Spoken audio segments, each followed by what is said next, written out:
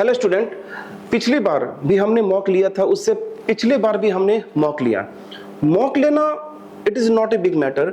सबसे important matter करता है आपको जज करना।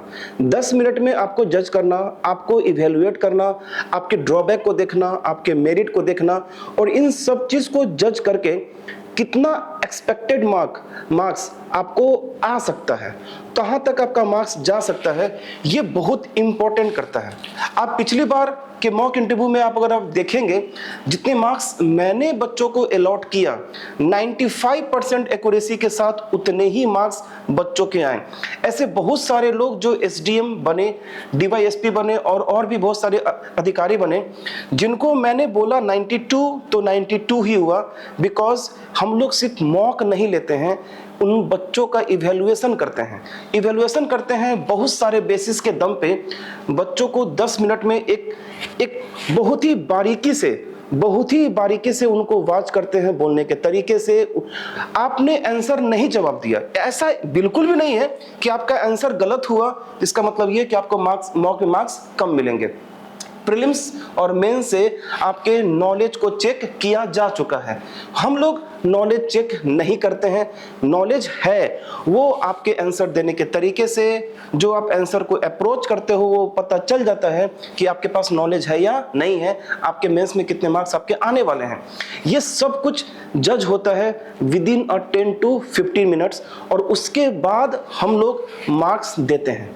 और मार्क्स देने के बाद आप पिछली बार अगर टेलीग्राम चैनल पे, यूट्यूब चैनल पे, फेसबुक पे, कहीं भी अगर आप बच्चों का स्क्रिप्ट पढ़िए, बच्चों का जो चहल एकेडमी से जो मार्क्स मिला है और जो बीपीएससी में बच्चों को जो मार्क्स मिला है, उन दोनों मार्क्स को थोड़ा सा आप टैली करके देखें, आप ये पाओगे कि श्याम सर ने जितना मार्क्स दिया बच्चों को, 95 to 98% बच्चों को उतने ही मार्क्स आए। मैंने बोला बच्चों को कि 75 मार्क्स आपको आ रहा है, आप थोड़ा सा इस पे काम करोगे, आपको 82 आएगा, 81 आया। ऐसे बहुत सारे एग्जाम्पल है। बात यहाँ पे बोलने की नहीं है, बात यहाँ पे करने की है। बड़ी बड़ी बातें बहुत लोग बोलते हैं, बात उसमें नहीं है। इम्पोर्टेंट है कि हम आपको इवेल्युएट कैसे करते हैं, किन किन पैरामीटर्स पे आपको हम इवेल्युएट करते हैं, कितना आपको हम स्ट्रांग बना के भेजते हैं। आप में डिमेरिट है, अगर आप में डिमेरिट नहीं होता तो आप मॉक क्यों देते? तो ये बात हम जानते हैं कि आपके अंदर डिमेरिट है, तो हम इस बात से बिल्कुल भी दुखी नहीं होते हैं कि आपको डिमेरिट है। हमारा ये काम ही तो है कि आपके डिमेरिट को ठीक करना। जो ड्रॉबैक है, जो इंटरव्यू के लिए, मॉक इंटरव्यू के लिए रिक्वायरमेंट है, उस रिक्वायरमेंट को हम लोग जज करते हैं और वो चीज़ आपको इम्प्रूव कराते हैं।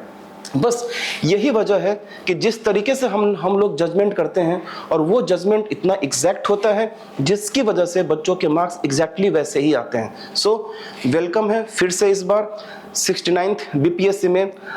हम लोग रेडी हैं, हम लोग रेडी कर चुके हैं, और फिर से जो 67th और 68th में जो हम लोग हिस्ट्री दोहराए थे, वो फिर से रिपीट करने जा रहे हैं। तो आप सभी लोग रेडी हो जाइए बीपीएससी 69th मॉक इंटरव्यू में और ज्वाइन कीजिए।